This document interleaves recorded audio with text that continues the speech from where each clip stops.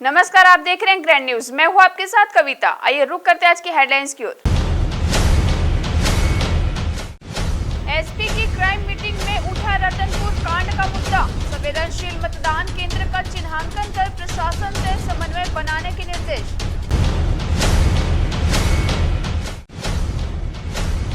कांग्रेस का संभागीय सम्मेलन बुधवार को। प्रभारी सचिव विजय जांगीर ने लिया तैयारियों का जायजा।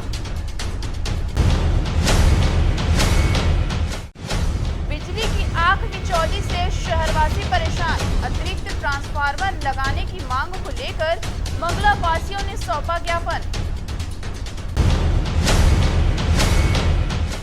और चौक चौराहों पर चल रहा निर्माण कार्य बना स्मार्ट यातायात में बाधा।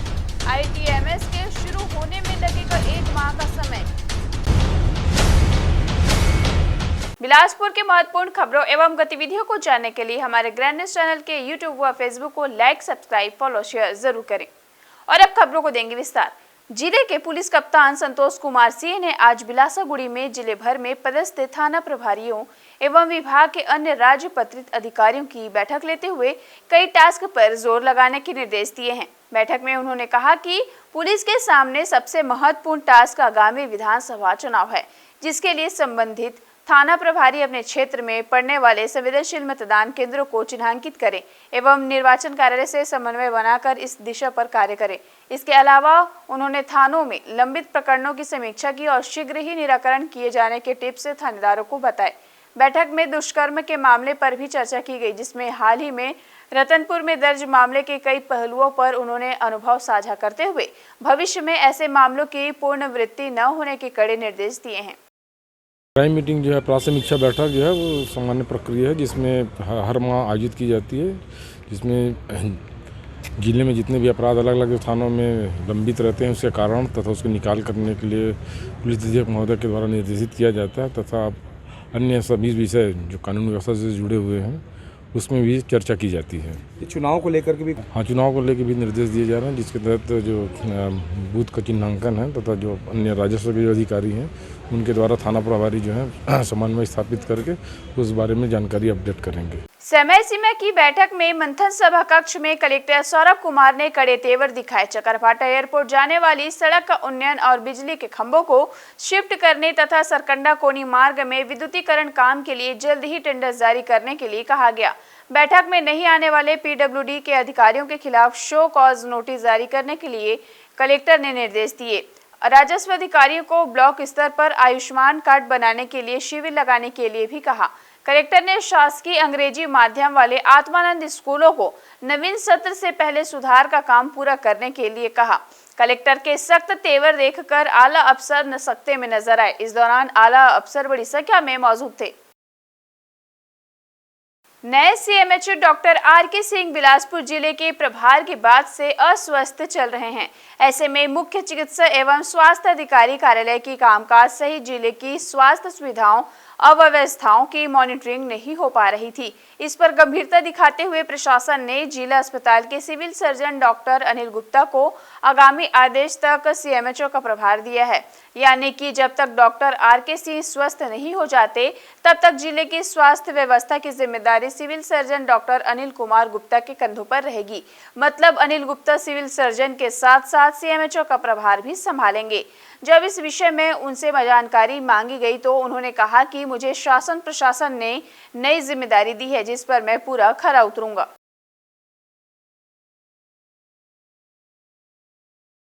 दिव्यांग उच्चतर माध्यमिक विद्यालय में प्रवेश 16 जून से प्रारंभ हो रहा है। संभाग के इस सबसे बड़े दिव्यांग विद्यालय में दूर दराज से आए दिव्यांग जानकारी के अभाव में ठोकरी खाते हैं। यह प्रवेश जुलाई तक जारी रहेगा। प्रवेश के इच्छुक दिव्यांग अपने साथ आधार कार्ड, 10 फोटो यूनिक कार्ड, आय जाति निवास तथा कोरोना का सर्टिफिकेट भी साथ लेकर आने के लिए कहा गया है। यहाँ दूर दराज से आने वाले छात्र छात्राओं के लिए रहने के लिए छात्रावास की भी सुविधा है। जो प्राथमिक बच्चे हैं, जो नए बच्चे हैं, उनका जो प्रवेश है वो 16 जून से प्रारंभ हो रहा है। ठीक है, 16 जून से प्रारंभ होगा हमारे यहाँ का जो नए बच्चों का जो एडमिशन है। और जो बच्चे बाहर से और आएंगे, जैसे कुछ कक्षाओं को पास करके आते हैं फिर वो एडमिशन लेते हैं, जैसे 6वीं में है, 9वीं में है, तो उन बच्चों को भी हम लोग प्रवेश देते हैं। प्रवेश के लिए हमारे विद्यालय में सबसे पहले तो ज़रूरी है कि जो भी हितग्राही है, आवेदक है, उसके पास विकलांगता प्रमाण पत्र, आधार कार्ड, बैंक खाता के प्रथम पृष्ठ का छाया प्रति जो अभी प्रमाणित हो, क्योंकि बच्चों को पेंशन वगैरह का भी छात्रवृत्ति वगैरह दिया जाता है, उसके लिए ज़रूरत होता है। चौथा, अगर वो विशेष जाति से संबंधित है तो उसको जाति प्रमाण पत्र जो कि तहसीलदार द्वारा जारी प्रमाण पत्र होता है, आय प्रमाण पत्र, निवास प्रमाण पत्र, जन्म प्रमाण पत्र और blood group, passport size photo 10 नग और पहचान पत्र के रूप में यूनिक आईडी।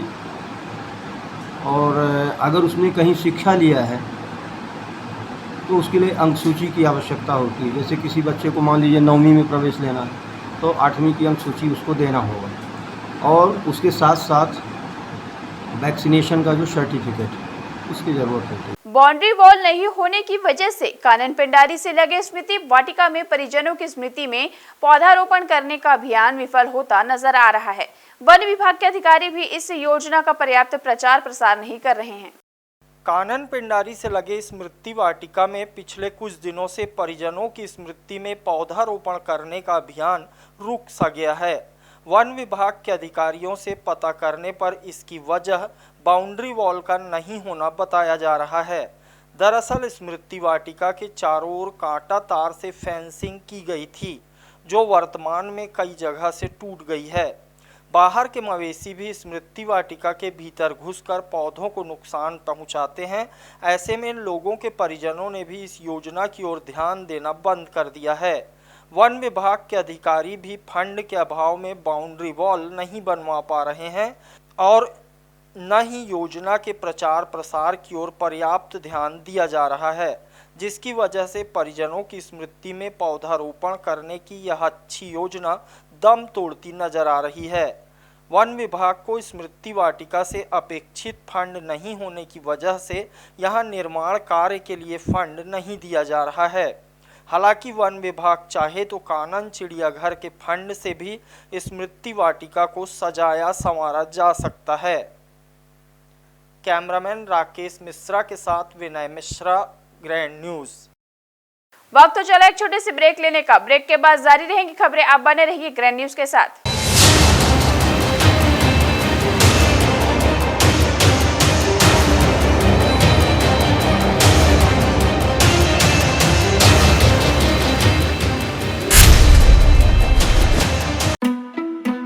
जिंदगी है तो उम्मीदें हैं, और जब उम्मीदें रंग लाती हैं तो एक छोटू सा कपड़ा डोरी पे टंग जाता है। जिंदगी से जुड़ी ऐसी ही उम्मीदों को साकार करते हैं हम Shri Siddhi Vinayak test tube baby centre और life care hospital and maternity home में। A home of hope and happiness, Bilaspur, Chhattisgarh. जिंदगी है तो उम्मीदें हैं, और जब उम्मीदें रंग लाती हैं तो शरारतें पेट में गुदगुदाती हैं। जिंदगी से जुड़ी ऐसी ही उम्मीदों को साकार करते हैं हम Shri Siddhi Vinayak test tube baby centre और life care hospital and maternity home में। A home of hope and happiness, Bilaspur, Chhattisgarh. मंजिलें हों चाहे जितने, पर राह सबकी एक।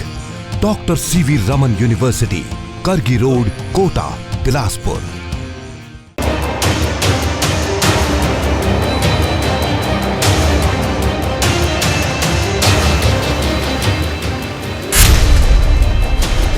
ब्रेक के बाद आपका स्वागत है। भारतीय राष्ट्रीय कांग्रेस का संभागीय सम्मेलन 7 जून को सिम्स मेडिकल कॉलेज के सभागार में होने जा रहा है। प्रभारी सचिव विजय जांगीर ने सम्मेलन स्थल में बैठक व्यवस्था कैसी होगी इसे लेकर संगठन के पदाधिकारियों को जरूरी निर्देश दिए गए। भारतीय राष्ट्रीय कांग्रेस का संभागीय सम्मेलन सिम्स के सभागार में 7 जून को होने जा रहा है, जिसमें छत्तीसगढ़ के प्रभारी कुमारी शैलजा, मुख्यमंत्री भूपेश बघेल, प्रदेश कांग्रेस कमेटी के अध्यक्ष मोहन मरकाम, सचिव डॉक्टर चंदन यादव उपस्थित रहेंगे। 5 महीने बाद होने वाले राज्य विधानसभा चुनाव की दृष्टि से इससे काफ़ी महत्वपूर्ण माना जा रहा है। इसमें जिला अध्यक्ष, महामंत्री, महापौर तथा संभाग के विधायक, सांसद, पार्षद गण भाग लेंगे। सम्मेलन में दिन भर चुनाव कैसे जीतना है इस मुद्दे पर विचार मंथन होगा। विरोधी दल भाजपा से मिल रही चुनौती को से कैसे सामना करना है, इस पर भी कांग्रेस पार्टी द्वारा चुनाव की दशा दिशा तय की जाएगी। खासकर भूपेश सरकार की जन कल्याणकारी योजनाओं को जन जन तक पहुंचाने के लिए स्पष्ट दिशा निर्देश जारी किए जाएंगे। कांग्रेस के संगठन पदाधिकारियों की क्या भूमिका होगी, इसे भी नए सिरे से तय किया जाएगा। कांग्रेस के छत्तीसगढ़ प्रभारी विजय जांगिड़ ने सम्मेलन स्थल का जायजा लिया। इसमें मंच, बैठक, भोजन व्यवस्था को लेकर भी चर्चा की गई। बैठक में जिले के प्रभारी पूर्व विधायक चुन्नीलाल साहू, पर्यटन मंडल के अध्यक्ष अटल श्रीवास्तव, जिला पंचायत अध्यक्ष अरुण सिंह चौहान, सहकारी बैंक के अध्यक्ष प्रमोद नायक तथा अरपा विकास प्राधिकरण के उपाध्यक्ष अभय नारायण राय, शहर एवं जिला कांग्रेस कमेटियों के अध्यक्ष विजय पांडे एवं विजय केशरवानी, पंकज सिंह, प्रवक्ता ऋषि पांडे सहित बड़ी संख्या में कार्यकर्ता उपस्थित थे। होने जा रहे इस सम्मेलन के लिए शहर को बैनर पोस्टरों से पाट दिया गया है। पूरा माहौल कांग्रेसमय दिखाई दे रहा है। कैमरा सहयोगी राहुल सिंह के साथ किशोर श्रीवास्तव, ग्रैंड न्यूज़, बिलासपुर। एकजुटता के साथ कांग्रेस सरकार ने भूपेश बघेल जी के नेतृत्व में जो जन कल्याणकारी कार्य किए हैं उनको हम जनता के बीच में ले जाएं। भारतीय जनता पार्टी के 15 साल का जो कुशासन था उसको याद दिलाएं और केंद्र सरकार ने जिस प्रकार के कार्य किए हैं लोकतांत्रिक और जो वादे लेकर के वो आए थे उन वादों को हम जनता को बताएं कि भारतीय जनता पार्टी के लोग झूठे खोखले वादे करके देश की सत्ता पे आए हैं। हमारी जनता, हमारे लोग, छत्तीसगढ़ के लोग इस झांसे में नहीं आए और कांग्रेस के जो लोक कल्याणकारी सरकार है इसके साथ पुनः हम छत्तीसगढ़ में कांग्रेस की सरकार लाएँ, ये हमारा संकल्प रहेगा। संभाग स्तरीय कार्यशाला होगी, उसमें किस कैडर के, किस प्रकार के, कौन साथी शामिल होंगे और विधानसभा क्षेत्र की होगी उसमें कौन साथी सम्मिलित होंगे, ये पार्टी का एक निर्धारित मापदंड है। उसी हिसाब से सबका सम्मानित कार्यकर्ता साथियों को बुलाया गया है। कलेक्टर के जनदर्शन में सरकारी अफसरों द्वारा प्रताड़ित किए गए लोग जनदर्शन में अपनी गुहार लगा रहे हैं। दूर दराज के दिव्यांग जमीन मामले में कागजात तैयार करने के लिए पटवारी द्वारा हजारों रुपए रिश्वत मांगने की व्यथा को लेकर वे यहां पहुंचे हैं। कलेक्टर के जनदर्शन में वर्षों से पटवारी आरआई द्वारा काम के बदले बेहिसाब पैसे मांगे जाने पर दिव्यांग जन कलेक्ट्रेट पहुंचे। उनसे नामांतरण, फौती, बटांकन तथा ऋण पुस्तिका के सुधार के नाम पर पटवारी उनसे प्राइम लोकेशन के आधार पर रुपया मांग रहे हैं। वहीं वर्षों से किराए के मकान में रहने वाला दिव्यांग कलेक्टर सौरभ कुमार से आवास देने की गुहार लगाने के लिए पहुंचा है। वहीं तखतपुर के निगारबंद में सिलतरा तक बन रही सड़क का गलत ढंग से सीमांकन किए जाने से किसानों की खेती की ज़मीनें ही चली गई हैं। इसके खेत में लगे वृक्षों की क्षतिपूर्ति का मुआवजा भी उसे नहीं मिला है। जिनकी ज़मीनें नहीं गई हैं उन्हें भी जो मुआवजा मिल गया है, यानी यहाँ भी मुआवजा बांटने का घोटाला। महिलाएं छोटे छोटे बच्चों को लेकर राशन कार्ड तथा असामाजिक तत्वों द्वारा आए दिन गली मोहल्लों में आतंक मचाए जाने की शिकायतें लेकर कलेक्टर के जनदर्शन में पहुंची हैं। कैमरा सहयोगी राहुल सिंह के साथ किशोर श्रीवास्तव, ग्रैंड न्यूज़, बिलासपुर। मैं आवास के लिए आया हूँ, मेरे पास आवास नहीं है, इसलिए सस्ते आवास के लिए कलेक्टर साहब ने आया। पटवारी भी घुमा रहा है, आरआई भी घुमा रहा है, दोनों क्या बोलते हैं? मांग कर रहे हैं। कितना रुपया मांग रहे हैं वो लोग? 2 लाख रुपए बोल रहा है। क्या नाम लिखते हैं?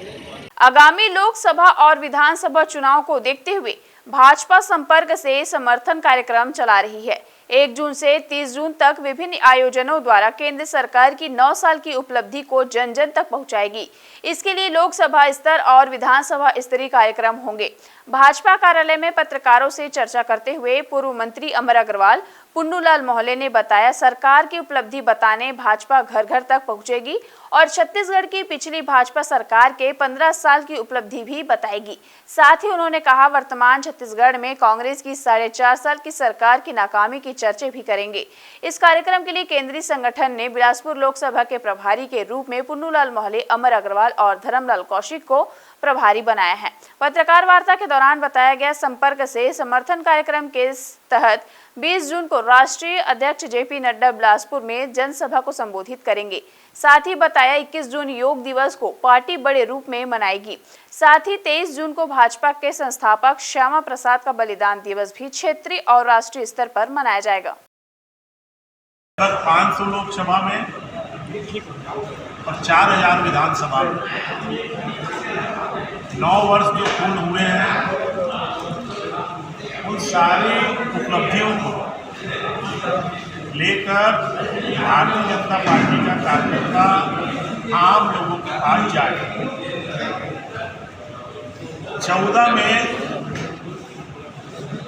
जो हमारे देश की नीतियां थी उसको बोलते थे पैरालाइज पॉलिसी। आज सारी नीतियां अच्छे से चल रही हैं। अर्थव्यवस्था बिगड़ी थी, आज देश की 5वीं हो गई। परिवारवाद, भ्रष्टाचार से मुक्त करके विकास की तरफ इस 9 साल में भारतीय जनता पार्टी ने कार्य किया है। इसके लिए कुछ लोकसभा स्तरीय कार्यक्रम और कुछ विधानसभा स्तरीय कार्यक्रम और कुछ हर घर में दस्तक देने के कार्यक्रम हमने किए हैं और उस कार्यक्रम पूरे लोकसभा के अलग अलग प्रभारी बनाए गए हैं। हमारा प्रयास है कि संपर्क से समर्थन, हम संपर्क के माध्यम से जनता का और समर्थन भारतीय जनता पार्टी को मिले, तो ये अभियान हमारा 1 जून से 30 जून तक चलेगा और उसका प्रारंभ हमने कर दिया। बीती रात तोरवा थाना क्षेत्र में पैदल घर जा रही महिला के गले से बाइकर्स द्वारा चैन स्नैचिंग किए जाने का मामला सामने आया है। मिली जानकारी के अनुसार ग्रीन वैली कॉलोनी निवासी महिला कल रात लगभग 9 बजे बाजार से वापस घर लौट रही थी। इस बीच मातोश्री अपार्टमेंट के पास बाइक सवार 2 युवक महिला के नजदीक पहुंचे और झपट्टा मार उसके गले से सोने का चैन लूटकर भाग खड़े हुए। इस दौरान महिला जमीन पर गिर पड़ी, जिसे चोट भी आई है। तोरवा पुलिस ने लूट का अपराध दर्ज कर मामले को विवेचना में लिया है। वहीं पुलिस के हाथ सीसीटीवी फुटेज लगे हैं, जिसमें एक लुटेरा हेलमेट पहना तो दूसरा गमछा बंधे नजर आ रहा है, जिसके आधार पर पुलिस उनकी खोजबीन में लगी हुई है। कल तोरवा थाना क्षेत्र में चेन स्नैचिंग घटना हुई है, जिसमें आरोपी जो है वो एक मोटरसाइकिल में, अपाचे मोटरसाइकिल में था और फुटेज प्राप्त हुआ है। फुटेज में पहचान अभी स्थापित नहीं पाई है। अज्ञात आरोपी के खिलाफ तोरवा थाने में मामला पंजीबद्ध कर विवेचना में दिया गया है। इसमें जो है 2-3 थानों में पूर्व में इस प्रकार की घटना हो चुकी है, तो सभी के आपस में जो आरोपी के जो पहचान चिन्ह है, दूसरे जो थाने में अपराध कायम हुए हैं उससे पहचान स्थापित की जा रही है। जब पूर्व में जो पीड़ित हैं उनको भी उनका फुटेज दिखाकर पहचान स्थापित करने का प्रयास किया जा रहा है। क्राइम मीटिंग में भी पुलिस अधीक्षक महोदय के द्वारा संबंधित जो थाना प्रभारी हैं उसको इस मामले में निर्देश दिए गए हैं तथा आरोपी को जल्द से जल्द पकड़ने का निर्देश दिया गया। नगर सेना के जवानों ने जब से अग्निशमन विभाग को अपने हाथ में लिया है, पूरे छत्तीसगढ़ के जवानों को विशेषज्ञों द्वारा अग्नि दुर्घटना पर कम हानि में कैसे काबू पाया जाए, इसका प्रशिक्षण दिया जा रहा है। प्रशिक्षण एकेडमी के कमांडेंट अशोक वर्मा ने बताया कि प्राकृतिक आपदा बल को और तकनीकी रूप से दक्ष बनाया जा रहा है। खासकर दुर्घटना में गहरे पानी में चली जाने वाले लाशों को बाहर निकालने अब कंप्यूटर कैमरे भी आ गए हैं। रात के अंधेरे में रेस्क्यू करने के लिए अत्याधुनिक संसाधन भी प्रशिक्षण एकेडमी में आ गए हैं, जिसके संचालन का जिम्मा नगर सेना और प्राकृतिक आपदा बल को है। यहाँ पर पूरे प्रदेश के जवान विभिन्न प्रकार के प्रशिक्षण प्राप्त करने के लिए उपस्थित होते हैं। जो यहाँ पर हमारे ट्रेंड जवान हैं और ट्रेंड जो इंस्ट्रक्टर हैं उनको हर प्रकार का प्रशिक्षण प्रदान करते हैं, जो हर जगह जिलों में जाकर के रेस्क्यू कार्य करते हैं। विशेष रूप से अग्निशमन को जो होमगार्ड ने टेक ओवर किया हुआ है और SDRF को टेक ओवर किया हुआ है, उसमें हमारा विशेष ध्यान रहेगा कि हमारे जवान उस संबंध में और अच्छा प्रशिक्षण प्राप्त करें। और जो ट्रेनिंग लेने के लिए बाहर से आते हैं लड़के और इंस्ट्रक्टर और यहाँ तक कि दूसरे विभाग के लोग भी यहाँ पर ट्रेनिंग के लिए यहाँ पर आ रहे हैं। प्रयास हमारा ये रहेगा कि जिनको हम ट्रेनिंग दें, उनको उच्च स्तर का ट्रेनिंग दें, ताकि वो दूसरे जिलों में जाकर के रेस्क्यू कार्य बहुत ही अच्छे ढंग से और उच्च तरीके से कर सके। फिलहाल वक्त चले एक और छोटी सी ब्रेक लेने का। ब्रेक के बाद जारी रहेंगी खबरें, आप बने रहिए हमारे साथ।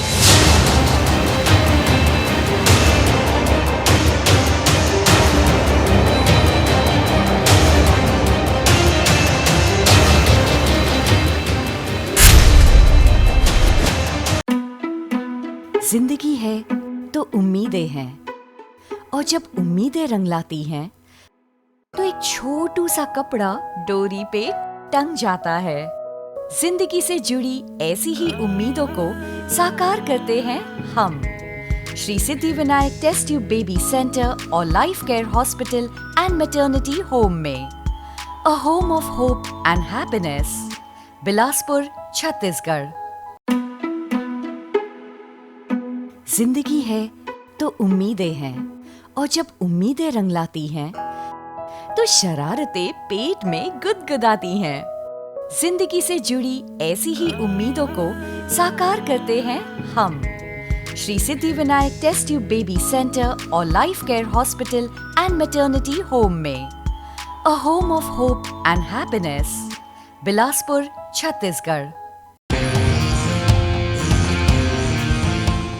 मंजिलें हों चाहे जितने, पर राह सबकी एक। Doctor CV Raman university, Kargi road, Kota, Bilaspur.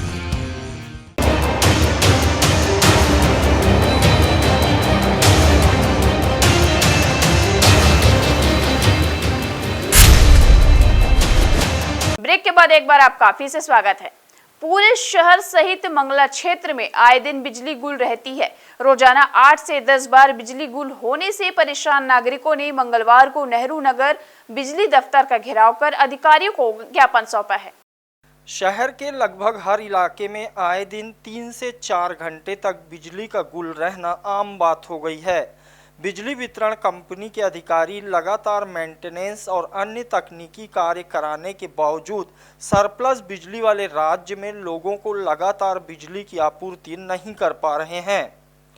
Mangla Deendayal colony के नागरिकों ने मंगलवार को वार्ड पार्षद श्याम पटेल के नेतृत्व में नेहरू नगर पश्चिम डिवीजन बिजली ऑफिस का घेराव कर अधिकारियों को ज्ञापन सौंपा।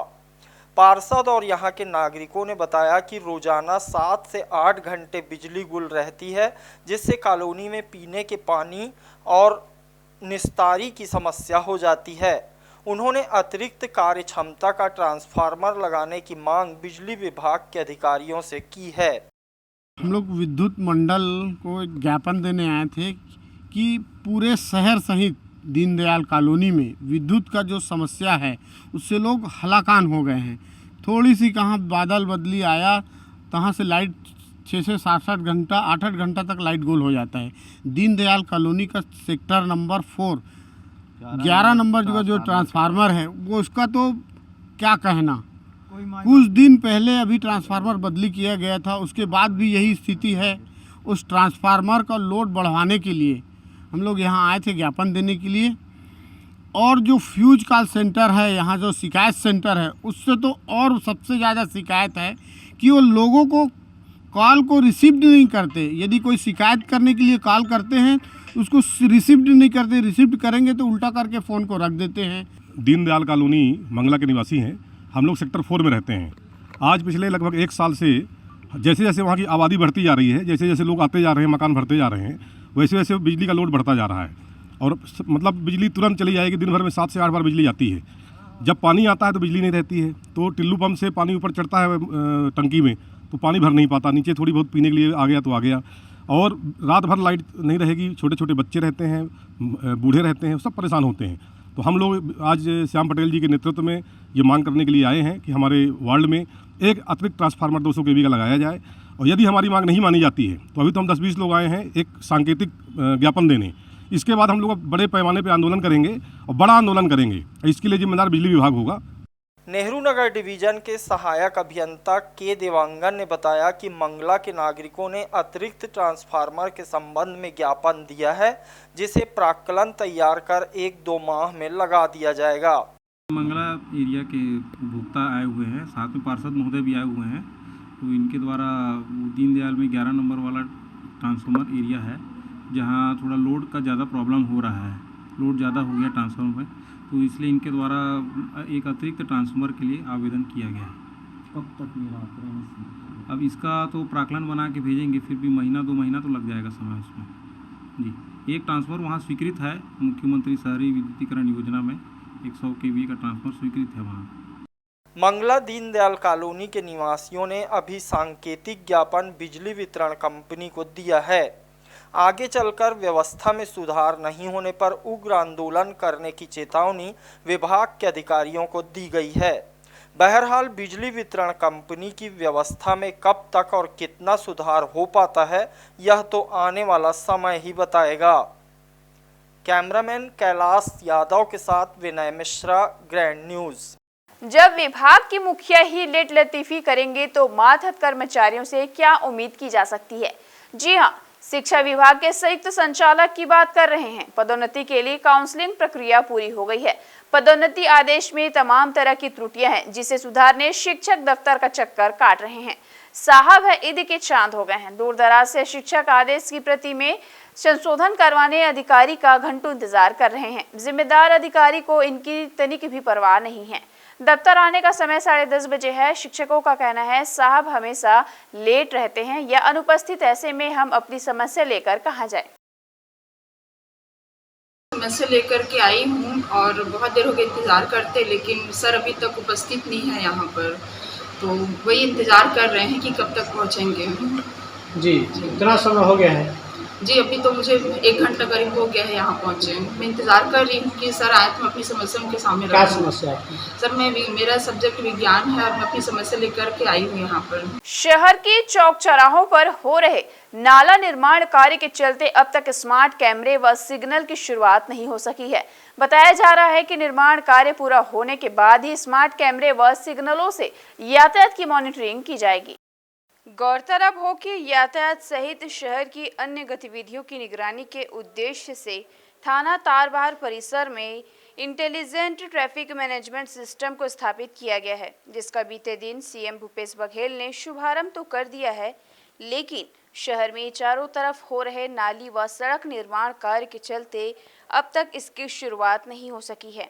बता दें कि ITMS के जरिए शहर के चौक चौराहों में लगे CCTV कैमरे और स्मार्ट सिग्नलों के माध्यम से ट्रैफिक व्यवस्था सहित अन्य गतिविधियों की मॉनिटरिंग की जाएगी। इसका उद्देश्य शहर की चरमराई ट्रैफिक व्यवस्था दुरुस्त करने को लेकर है।